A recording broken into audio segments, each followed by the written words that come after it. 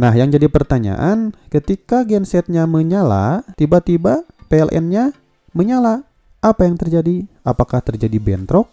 Di video sebelumnya saya merakit changeover switch yang menggunakan COS model MCB ya. Nah, sekarang saya akan coba rakit bagaimana membuat changeover switch dari PLN ke genset secara otomatis. Jadi kita tidak manual lagi nih untuk memindahkan antara PLN ke genset. Tetapi di sini sistemnya secara otomatis menggunakan dua buah kontaktor. Di sini saya akan simulasikan langsung bagaimana cara pemasangan kabelnya. Nanti saya akan praktikkan secara langsung. Tetapi supaya teman-teman tidak bingung, saya jelaskan dulu simulasinya dan cara kerjanya kayak gimana.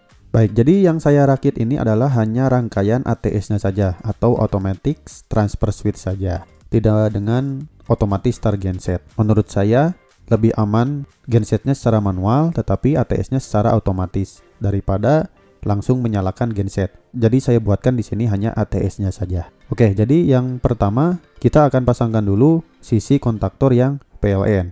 Jadi saya contohkan di sini ada MCB 2 pole yang dimana MCB 2 pole ini sumbernya dari PLN dan ini sumbernya dari genset. Jadi untuk pasangkan kabelnya dari MCB 2 pole ini kita langsung saja masukkan ke A1 A2 kontaktor atau ke coilnya. Ini khusus untuk yang PLN. Selanjutnya kita pasangkan dari A1 masuk ke 1 dan dari A2 masuk ke 5. Nah, yang masuk ke 1 dan 5 ini adalah nanti untuk ke instalasi rumah. Yang dimana 1526 ini adalah NO kontak utamanya. Untuk selanjutnya pasangkan dari 26 keluarannya ya. Masukkan langsung ke instalasi rumah. Nah, ini outputnya ke instalasi rumah. Nah, untuk pemasangan sisi PLN sudah segini saja. Karena ini dibuat yaitu prioritas utamanya adalah PLN. Jadi ketika PLN nyala maka akan otomatis nanti kontaktor ini selalu kerja. Karena prioritasnya PLN. Nah, sekarang kita akan geser ke sisi yang kontaktor genset. Yang dimana kontaktor ini akan kerja jika gensetnya nanti bekerja. Oke, cara pasangnya gimana? Jadi langkah pertama yang fasanya itu masukkan dulu ke sisi NC kontaktor yang PLN. Nah, ini sebagai pengamannya teman-teman. Jangan sampai salah nih. Karena posisi dari genset masuk ke NC ini nanti sistemnya sebagai sistem interlock.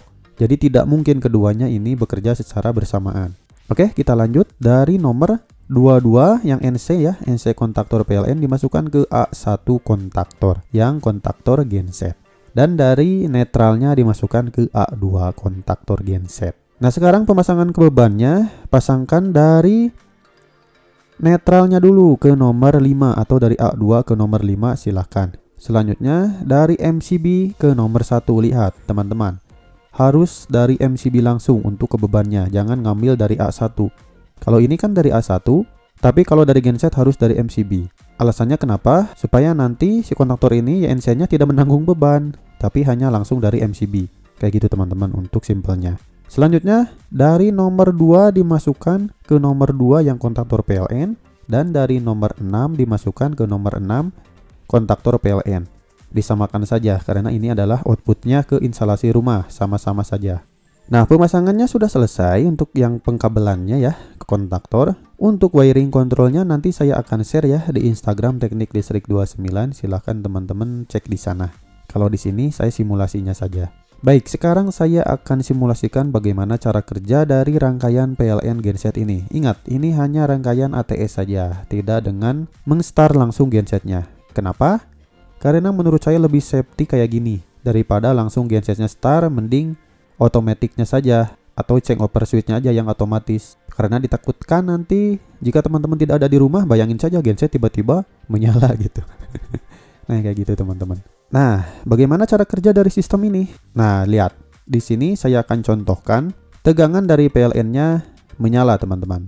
Lihat, 3, 2, 1. Nah, ketika PLN nyala, otomatis kontaktor ini akan kerja dan beban atau tegangan dari PLN masuk ke instalasi rumah. Lihat, instalasi rumah juga ada tegangannya. Lihat aja kabel yang merah-merah ini menandakan ada tegangan dan kontaktor bekerja. Lihat, ini adalah prioritas utama PLN, teman-teman. Nah, saya contohkan di sini tiba-tiba PLN-nya padam, ada pemadaman PLN. Lihat, apa yang terjadi? Nah, PLN padam otomatis kan instalasi rumahnya tidak ada tegangan. Kita kan pengen instalasi rumahnya ada tegangan lagi dengan cara ya kita harus nyalakan dulu gensetnya. Nah, ini sistemnya manual. Kenapa harus manual? Karena demi safety kita juga ya, supaya tidak langsung masuk ke instalasi rumah tegangannya. Ya, kita tinggal nyalakan gensetnya, lalu lihat.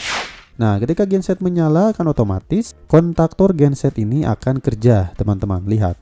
Di sini menandakan kontaktor genset kerja dan tegangan dari genset ngalir langsung ke instalasi rumah. Lihat. Nah, yang jadi pertanyaan, ketika gensetnya menyala, kontaktor genset juga kerja, tiba-tiba PLN-nya menyala. Apa yang terjadi? Apakah terjadi bentrok? Tidak akan, teman-teman. Kenapa? Lihat, ketika PLN menyala kembali, apa yang terjadi? 3, 2, 1. Nah, lihat teman-teman.